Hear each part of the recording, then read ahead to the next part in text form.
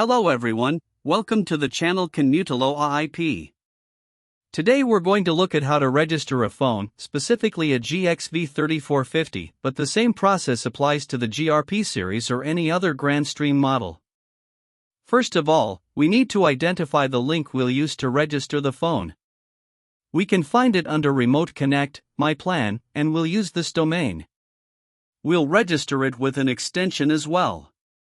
We'll take 1000, which is here, and assign it the caller ID 1000 and the same authentication ID.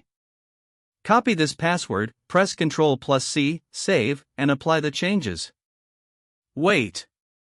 Once the changes are applied, go back to the phone, go to Accounts, Account 1, enable the account, enter a name, and in the SIP server field, enter the domain.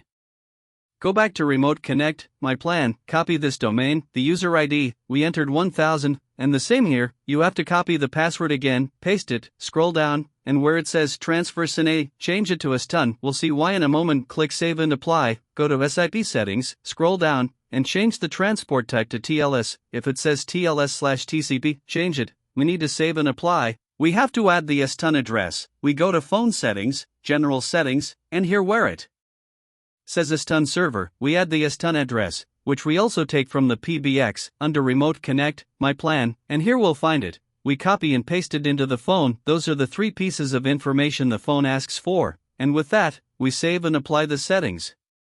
We go back to the phone, to the account status section, and we'll see the extension registered remotely.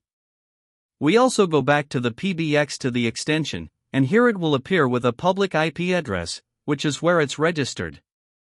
Right now, we don't have any other devices registered, but in a later video, we'll see the test.